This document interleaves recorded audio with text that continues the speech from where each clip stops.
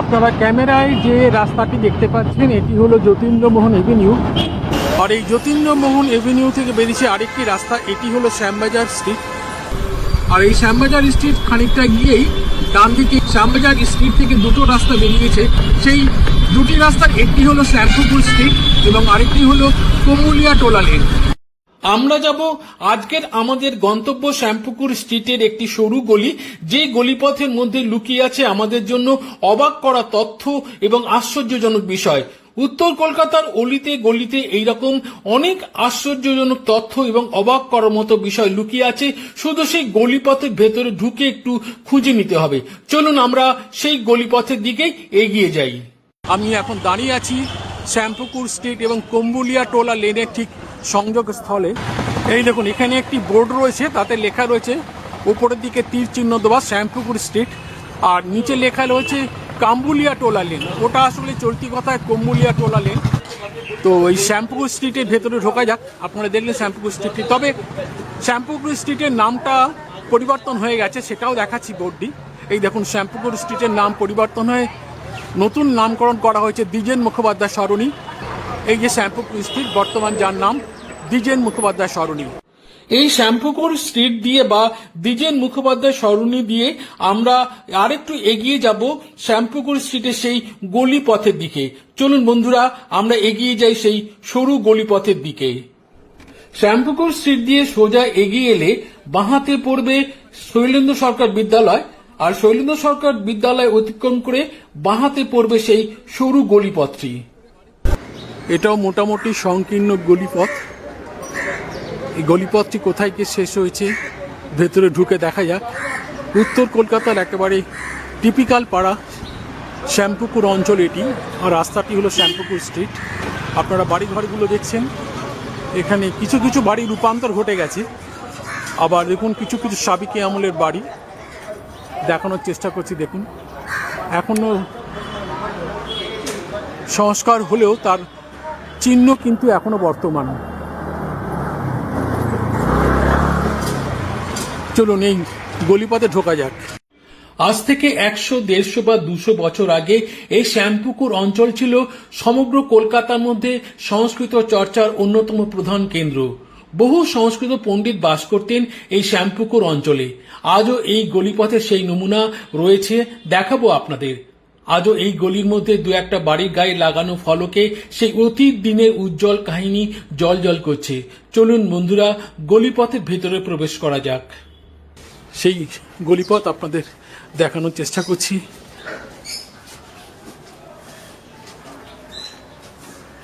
উত্তর কলকাতার গলিপথের যে ফ্লেভার, যে পরিবেশ আপনারা জানেন, সেটি আপনাদের সামনে তুলে ধরার চেষ্টা করছি। এখানে একটি বাড়ি পেলাম, দেখুন এখানে লেখা রয়েছে পণ্ডিত কৃষ্ণধন বিদ্যারত্ন, অর্থাৎ এখানে একজন নামী পণ্ডিত এখানে বাস করতেন। এই বাড়িটা তারই বাড়ি।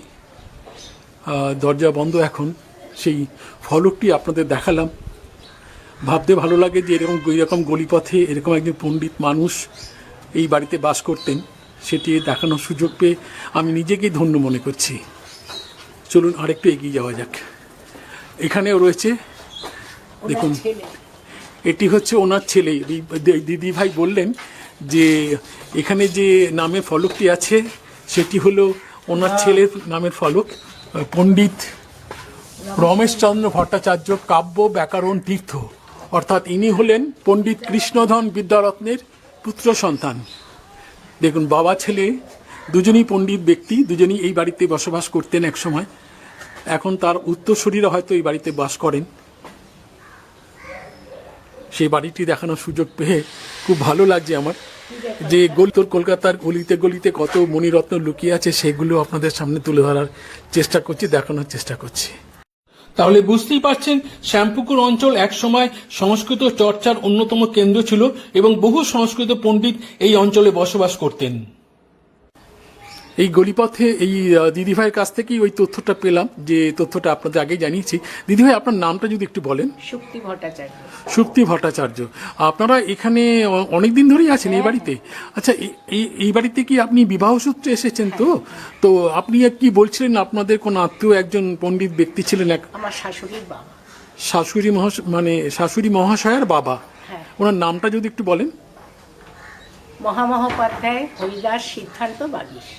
শুনলেন আপনারা, বিশাল বড় নাম। তার নামের আগে এবং পরে উপাধি বা বিশেষণ রয়েছে। পণ্ডিত ব্যক্তিদের তাই হতো। সংস্কৃতের মহাভারত উনি সেটা বাংলায় অনুবাদ করেছেন। আচ্ছা, উনি কোথায় থাকতেন? এন্টালিতে। এন্টালিতে থাকতেন। আচ্ছা। ওনার ছবি আছে আমাদের ঠাকুর ঘরে। আচ্ছা আচ্ছা আচ্ছা, হ্যাঁ, পণ্ডিত মানুষদের ছবি ঠাকুর ঘরে রাখাটাই বাঞ্ছনীয়। শাশুড়ির বাবা তো। আচ্ছা আচ্ছা, খুব পূজনীয় ব্যক্তি আপনাদের পরিবারের। নিশ্চয়ই। খুব ভালো লাগলো দিদিভাই, আপনাকে অসংখ্য ধন্যবাদ, আন্তরিক কৃতজ্ঞতা, শ্রদ্ধা, শুভেচ্ছা জানাই। দেখুন, এখানে অনেক গলিপথ, ছোট ছোট প্রবেশপথ রয়েছে বাড়িতে, ডান দিকে বাঁ দিকে বাড়িঘরের প্রবেশপথ।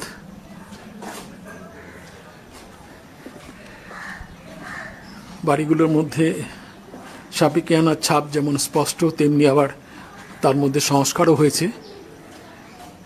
এই বাড়িগুলোর ঠিকানা কিন্তু শ্যামপুকুর স্ট্রিট। এই দেখুন, একটি নেম প্লেট দেখাচ্ছি আপনাদের। এই বাড়িতে দেখুন লেখা রয়েছে মায়ের আশীর্বাদ। উত্তর কলকাতার অলিগলি, গলির গোলক ধাঁধা। এই গলিতে প্রবেশ করে আপনাদের দেখিয়েছি যে শ্যামপুকুর স্ট্রিট থেকে শৈলেন্দ্র সরকার বিদ্যালয়ের পরে বাঁদিকে যে গলিপথটি ঢুকে গেছে, সরু গলিপথ, সেই গলিপথটি ঢুকে এসে আমি আপনাদের এর আগে একজনের বাড়ি দেখিয়েছি, পণ্ডিত ব্যক্তিদের বাড়ি। কিন্তু এখানে এসে একটি রংচঙ্গে প্রবেশপথ দেখে, বেশ ঝকঝকে প্রবেশপথ, আমার নজর আটকে গেল। আমি সামনে এগিয়ে দেখলাম যে এখানে দরজার প্রবেশপথের উপরে লেখা রয়েছে চণ্ডী বাড়ি, অর্থাৎ এটা হচ্ছে চণ্ডী মন্দির। আর এই মন্দিরের ভেতরে, মন্দিরের যে রংচঙ্গে এবং ঝকঝকে অবস্থা দেখে মনে হচ্ছে যে মন্দিরের রক্ষণাবেক্ষণের হাল খুবই ভালো। আমি ভেতরে প্রবেশ করি মন্দিরে। এখানে একজন দাদাকে পেয়ে গেছি, দাদার কাছ থেকে আমি সব জেনে নেব। আর এই যে মন্দিরের সামনেটা আপনাদের দেখাচ্ছি, একতলা দালান মন্দির, খুব সুন্দরভাবে মেনটেন করা হয়। আপনারা দেখছেন সামনে রয়েছে বারান্দা, আর বারান্দার পরে রয়েছে গর্ভগৃহ। আমি একটু ভেতরে ঢুকি, আপনাদের দেখার সুযোগ করে দিই। এই দেখুন, এটি হচ্ছে গর্ভগৃহ। গর্ভগৃহের ভেতরে ঢুকে আমি আপনাদের গর্ভগৃহের ছবি দেখাবো। তার আগে দেখাই যে প্রবেশপথের, মানে গর্ভগৃহের প্রবেশপথের ডান দিকের দেয়ালে একটি মার্বেলের ফলক আছে। সেই ফলকটি আপনাদের দেখাচ্ছি। আপনারা দেখুন, সেখানে লেখা রয়েছে শ্রী শ্রী চণ্ডী মাতা জয়তী পুণ্যশ্লোক মহাপ্রাণ গোপীনাথ দাস ও তাহার পত্নী অন্নপূর্ণা দাসীর স্মৃতি রক্ষার্থে তাহার মধ্যম ভ্রাতা শ্রী নারায়ণচন্দ্র দাস ও কনিষ্ঠ ভ্রাতা শ্রী তুলসীচরণ দাস এবং তাহার ভ্রাতুষ্পুত্রগণ কর্তৃক এই মন্দির প্রতিষ্ঠিত হইল সন 1347 সালে। অর্থাৎ 1347 সালে এই মন্দিরটি স্থাপিত হয়। বর্তমানে 1432 সাল, প্রায় 85 বছর হয়ে গেল মন্দিরটির বয়স। আর তার নিচে সেবায়তগণের নাম রয়েছে। তাহলে বুঝতে পারছেন যে এই মন্দিরটি দাস পরিবারের, এবং এই দাস পরিবারই হচ্ছেন এই মন্দিরের সেবায়ত। আমরা এবার মন্দিরের গর্ভগৃহে প্রবেশ করব।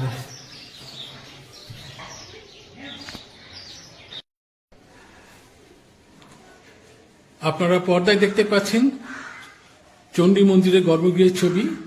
আমি এই মন্দিরের প্রতিষ্ঠাতা দাস পরিবারের একজন সদস্যের কল্যাণে বা সৌজন্যে মন্দিরের গর্ভগৃহে প্রবেশ করার সুযোগ পেয়েছি। আপনারা দেখছেন মা চণ্ডীর মূর্তি। এই মূর্তিটি কিন্তু ঘটে পুজো করা হয়। দাদা আমাকে যে তথ্য দিলেন, মাথায় মুকুট রয়েছে, গলায় হার রয়েছে, আর তার পেছনে দেখুন মা কালীর ছবি আছে আর আদ্দামার ছবি আছে। আর সিংহাসনটি দেখুন অপূর্ব কারুকার্য মণ্ডিত কাঠের সিংহাসন, তখনকার দিনে উঁচু বেদির ওপর স্থাপিত। সকালের পুজো সমাপ্ত হয়েছে, আপনারা দেখতে পাচ্ছেন।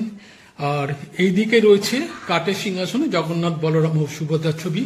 আর দেয়ালের গায়ে দেখুন মহাদেবের ছবি রয়েছে, এই পাশে গণেশের ছবি রয়েছে, কালীঘাটের মা কালীর ছবি রয়েছে, মা দুর্গার ছবি রয়েছে এবং আরো অন্যান্য ছবি রয়েছে। তো এইবার এই পরিবারের সেই দাদার কাছ থেকে এই মন্দির সম্পর্কে কিছু কথা জেনে নিই। নমস্কার। নমস্কার দাদা, আপনার নামটা যদি বলেন। আমার নাম দেবাশিস দাস। আচ্ছা আমি 4th জেনারেশন।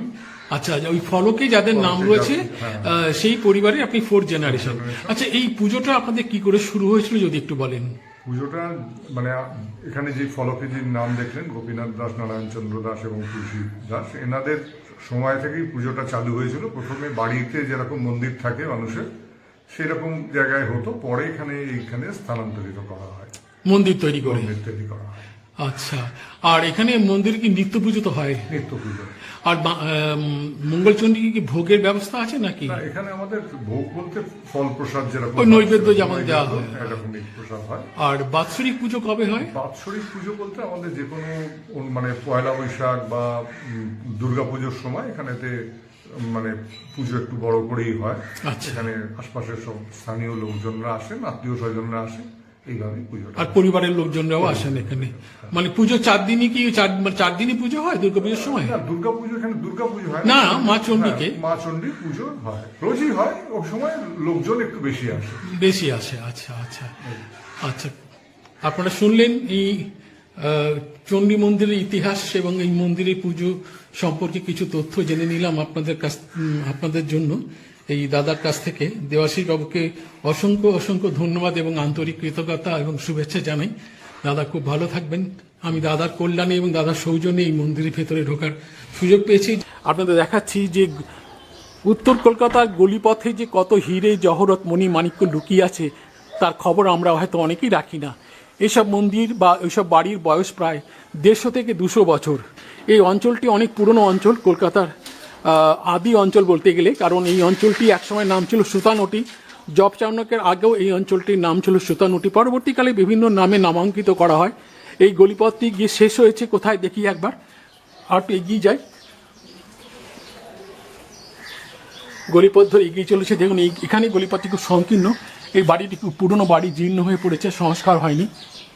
কোনো বাড়ি সংস্কার হয়েছে, কোনো বাড়ি সংস্কার হয়নি, কোনো বাড়ি হস্তান্তর হয়ে গেছে, রূপান্তর হয়ে গেছে, ফ্ল্যাট বাড়িতে রূপান্তরিত হয়েছে। এইসব বাড়িগুলো বয়স প্রায় 150-200 বছর।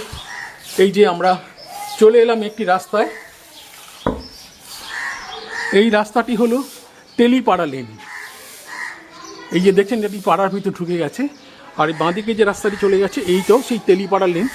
আপনাদের নেম প্লেটটা দেখাচ্ছে, তাহলে আপনারা বুঝতে পারবেন যে এটি তেলিপাড়া লেন। এই দেখুন একটি বাড়ির দরজার গায়ে নেম প্লেট লেখা রয়েছে, তাতে লেখা রয়েছে 30 তেলিপাড়া লেন, কলকাতা 74। তাহলে বুঝতে পারলেন যে এটি হলো তেলিপাড়া লেন। এই দেখুন তেলিপাড়া লেনে একটি পুরনো বাড়ি আপনাদের দেখাচ্ছি, পুরনো বাড়ির স্ট্রাকচার সামনে থেকে দেখাচ্ছি। আপনাদের দেখতেই পাচ্ছেন যে বাড়িটি 150 থেকে 200 বছরের পুরনো, যার স্থাপত্য শৈলীতে কিন্তু সেই সাবেকিয়ানা নিদর্শন রয়েছে। দেখালাম আপনাদের। বন্ধুরা, আজকের ভিডিও তাহলে এখানেই শেষ করছি। সবাই খুব ভালো থাকবেন, সুস্থ থাকবেন এবং আনন্দে থাকবেন। ফিরে আসবো নতুন কোনো উত্তর কলকাতার গলিপথের ভিডিও নিয়ে।